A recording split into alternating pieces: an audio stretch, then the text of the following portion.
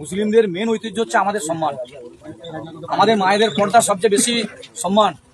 যাতে সেই পর্দাটা বেপর্দা না হয় তার জন্য আপনাদেরকে তৃণমূলকে রাখতে হবে। ঠিক আছে, এই ভোটে তৃণমূল না জিততে পারে আর জীবনে আমরা ভোট দিতে পারবো না। কারণ বিজেপি যেভাবে চক্রান্ত করছে, এসআইআর হয়েছে, এই গ্রামে যাদের নাম বাদ দেওয়ার চক্রান্ত করছে, যে বাংলাদেশ থেকে এসছে, বিজেপি জোর করে আমাদেরকে বাংলাদেশ সাজাবার চেষ্টা করছে।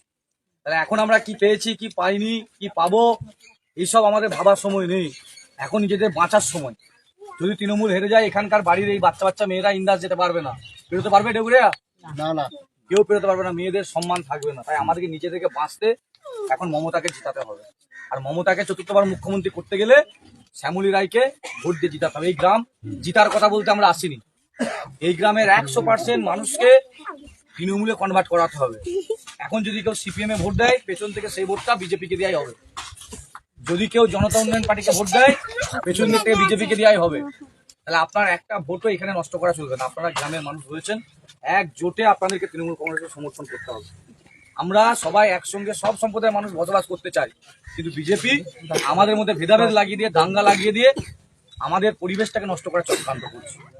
তাই আপনাদেরকে করজোর অনুরোধ করব, গোটা গ্রামের সমস্ত মহিলারা একজোট হয়ে, বাড়ির লোকদেরকে একজোট করে জোড়া ফুলে ভোট দিয়ে নিজেদের শান্তির জন্য, নিজেদের ভালো থাকার জন্য শ্যামলী রায় বাগদিকে জয়যুক্ত করতে হবে। 800-র বেশি ভোটে লিখতে হবে এই গ্রাম থেকে।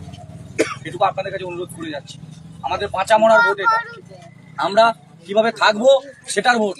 ডিটেকশন ক্যাম্প ইতিমধ্যেই বিজেপি সরকার প্রত্যেকটা রাজ্যে করতে বলে দিয়েছে। তার মানে ইঙ্গিত কি আছে? যে যার নামের একটু বানান ভুল আছে, যার পদবীর ভুল আছে, যার পুরনো কাগজ নেই, তাকে ধরবে। মুরগিকে যেমন দরমাই ভরে, এই ডিটেকশন ক্যাম্পে ভরে। এখানে মেয়ে ছেলের কোনো ইজ্জত থাকবে না। একটা 10x10 রুমেতে সবাইকে এক কাছে ভরে দেবে। একটা রুটি দিয়ে দেবে, যেমন কুকুরকে একটা খাবার দিলে সব কুকুরে ঝাঁপিয়ে পড়ে, সেরকম একটা পরিবেশ হবে। তাই সেইখান থেকে আমাদের বাঁচতে হবে। আমাদের মুসলিমদের মেন ঐতিহ্য হচ্ছে আমাদের সম্মান, আমাদের মায়েদের পর্দা সবচেয়ে বেশি সম্মান। যাতে সেই পর্দাটা বেপর্দা না হয় তার জন্য আপনাদেরকে তৃণমূলকে রাখতে হবে। ঠিক আছে।